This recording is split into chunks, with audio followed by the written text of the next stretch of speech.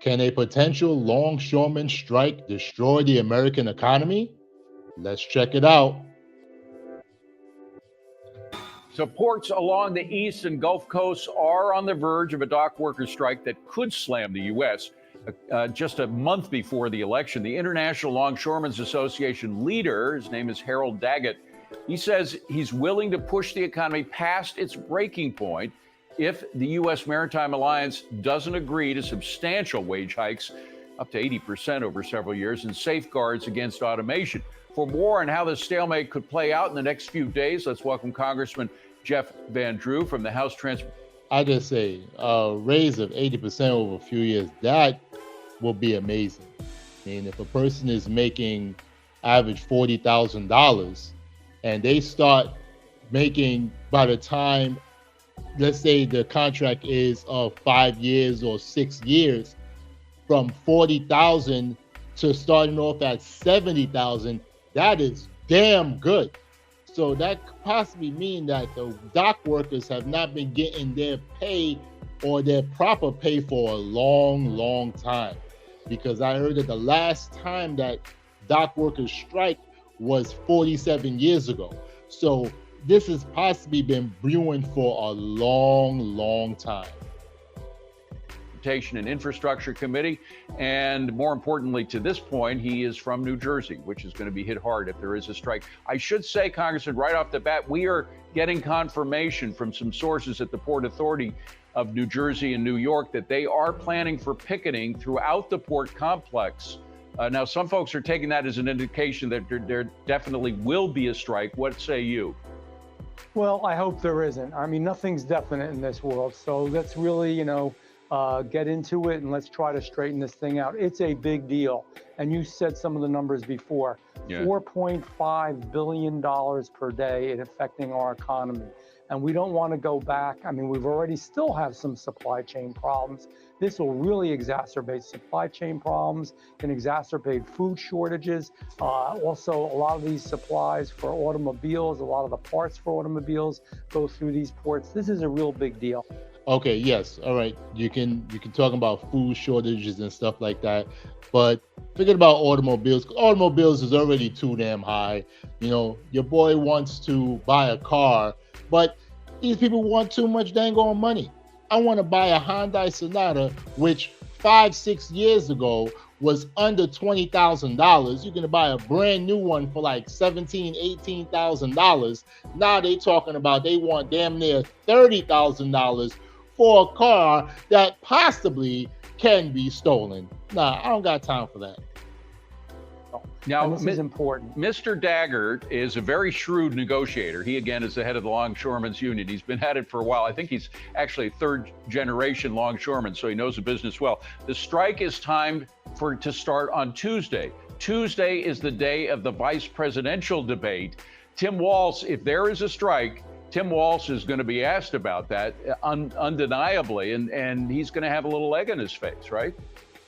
Well, I mean, he'll be asked about it. Let's see what his answer is. I mean, this is Ask both of them about it. Not just Tim Walz. Ask J.D. Vance about it. Hey, listen, homeboys, what do y'all plan on doing to stop this strike? If this strike happens, it will cripple the U.S. economy. This is on the Eastern Seaboard. The Western Union, which is called the International Longshore and Warehouse Union, the ILWU, they already made a contract last year, so they're not really striking. But what if, ladies and gentlemen, we have to really think about this.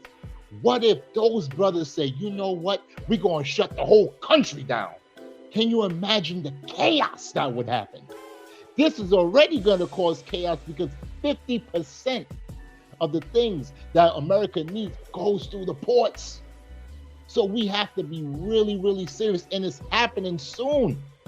So if they don't get it together, it's game over. So don't just question Tim Walz.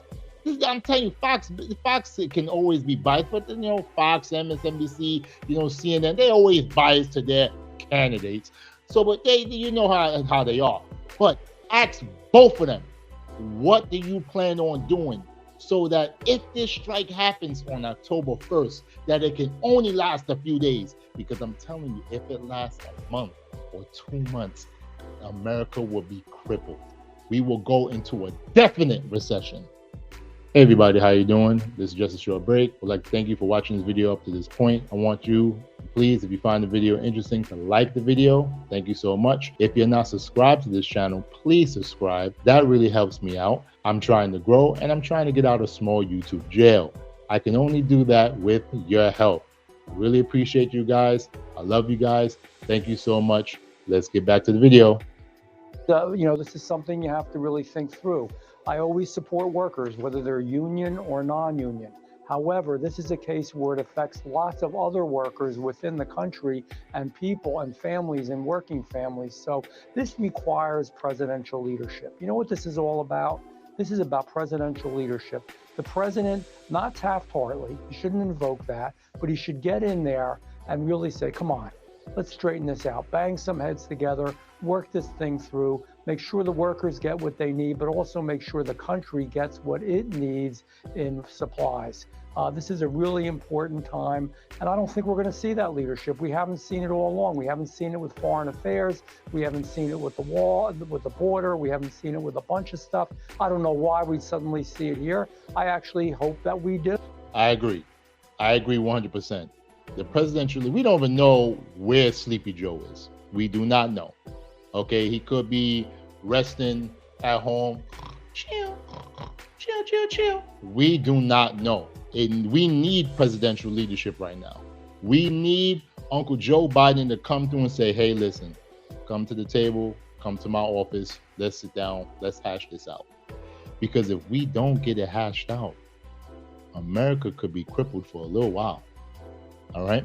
But the one thing about America that makes this country so great, the reason why I love this country, is that we will figure out a way to come back stronger. That's the one thing about this country that I love and I cherish. And if need be, I will go to war for and lay down my life for. I really appreciate how the strength and the resilience of us as American people show that we will survive. This is beyond being partisan. Of course, the president claims that he is a union guy and that nobody's been friendlier to the unions than he has in the history of the presidency. If he can't work this out before the strike, again, it's going to make that position hard to defend. Well, it is. And if he is a union guy, he also cares about all the other unions and all the other families that are going to be affected by this. You can do this, but you got to be strong. That's the thing. That's the word that you don't think of, quite frankly, when you think of this president or the vice president who now wants to be vice president. There's nothing strong in anything they've shown in leadership. And this requires real strength. Yeah. This isn't easy. These are your own American people that are affected by this on both sides of it. But I think we can work out a fair agreement, do the right thing, and yet at the same time, care about the workers. Congress. I like that. Tough, strong, but fair. Like the 26th president, Teddy Roosevelt was. Speak softly, but yield a big stick. Let these people know that they can come and they can talk to you so we can hash out an agreement. Nobody wants this strike.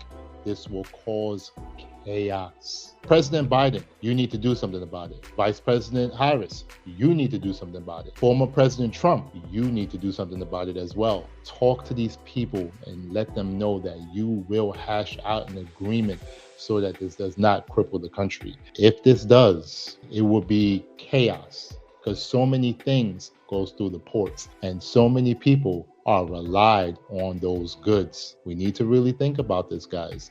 We really need to understand that if this happens, it is game over. We do not need this. We do not want this. Let's get a deal done. Let's make moves together so that everything could be good. I love unions, and I feel that when we work together, when we come together, that is the only way that we will be able to get the things that we want. I know so many people talking about individualism. You are stronger together than you are separate. These companies will try to use you. These companies are not loyal. We have to do what needs to be done. I don't want to strike, but I will support my brothers and sisters if they do.